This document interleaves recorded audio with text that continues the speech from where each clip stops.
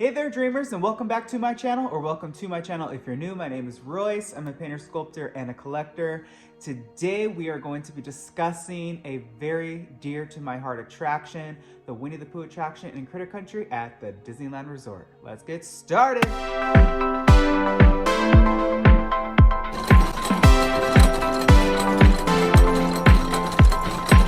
Alright, so every time I got to walk this attraction, I truly was so excited because Winnie the Pooh has always been just truly one of my favorite animated films, and of course the new Mini Adventures of Winnie the Pooh that used to air on Playhouse Disney when I was a kid. I just loved it. So working on any character from this franchise, I was just always so honored. So let's start out right when you enter. Obviously this was the Country Bear Jamboree, so I had that history and that nostalgia, and there's so many Easter eggs, and I will go through those with you as we progress into the attraction. But the opening scene, wow, you are right into the 100-acre wood, right? There's so much color. I do wish that this particular style in this scene was expanded, because that's kind of like Pooh's honey pot hunt. If you've ever been lucky enough to go to the Tokyo Disneyland Resort, they have an incredible attraction. I think it's called Pooh's Honey Pot Hunt.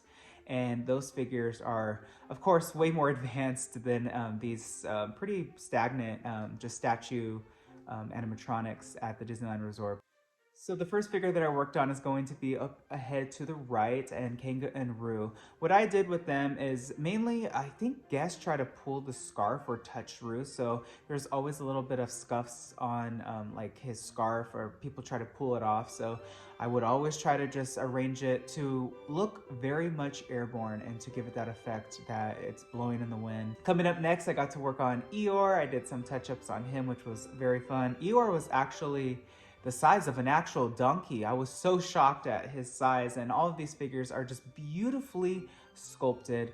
I do wish that they were a little bit more advanced, but I'm sure Imagineering will one day revamp this attraction and give it a little bit more sophisticated movement and just plus it a little bit, because even when you see Winnie the Pooh here, he's kind of just swinging on a balloon. It'd be better, right, if you, right when you entered, he would swing like around the trees or something, opposed to just in one spot.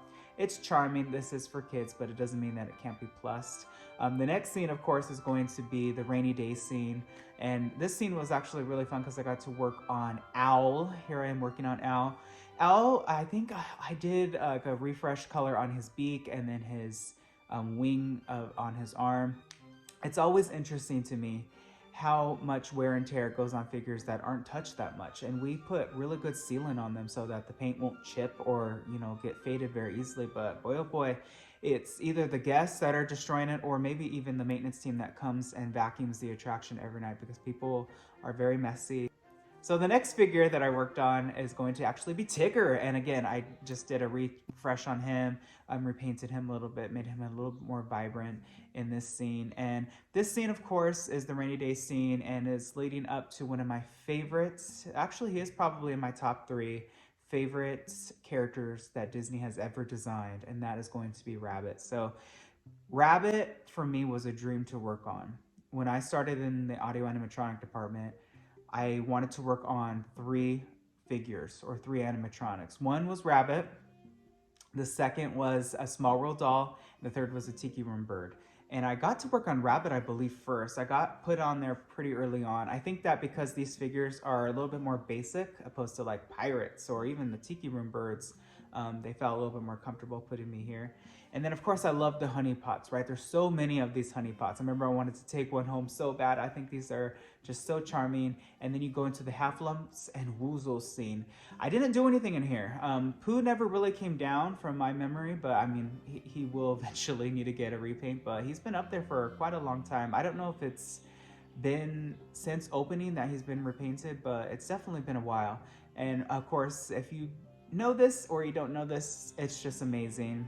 There is a pretty nostalgic Easter egg in here from the Country Bear Jamboree. If you look up behind you, when you exit the scene, you will see Melvin, Buff, and Max, the 3 trophy heads from the Country Bears.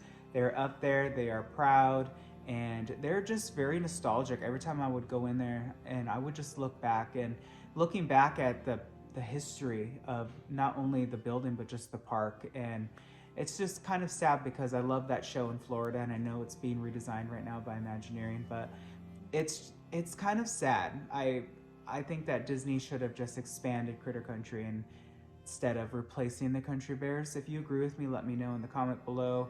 I don't know if I'm alone in that statement, because I know so many people love Winnie, and that's fine. He's great. Of course, moving along into kind of like the last scene, right? This isn't that big of an attraction. You see all of the friends gathering around with cake for Pooh's birthday, and I got to work on, again, Rabbit. I got to touch up Piglet, and then I worked again on Owl here. So this attraction was just very, very charming. There wasn't a whole lot of like advanced, painting or anything that went on here. These are all just painted with regular acrylic, and they're beautiful. Sometimes I think as guests, we want the next best thing, but we have to also understand that Disney had humble beginnings, truly, right? A Suitcase and a Dream. And some of these attractions, especially the dark rides, they are kind of like the root DNA of what an attraction is, right? I mean, you have figures, you have a scene, and of course, like Guardians of the Galaxy, for instance, or Web Slingers, or even Rise of the Resistance, that is modern day. But not everything has to be so crazy and so advanced.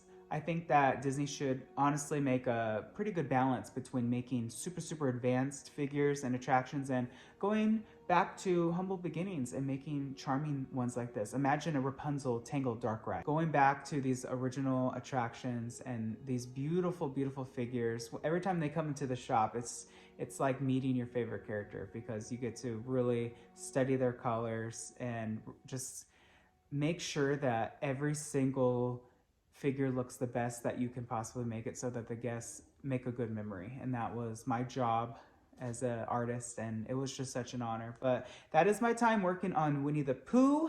If you liked this video, please hit subscribe and ring that bell icon. That way you're notified whenever I upload a new video. If you like this working on series, please let me know so I can make more. And until next time, dreamers, always remember not only to follow your dreams, but to chase them. Later.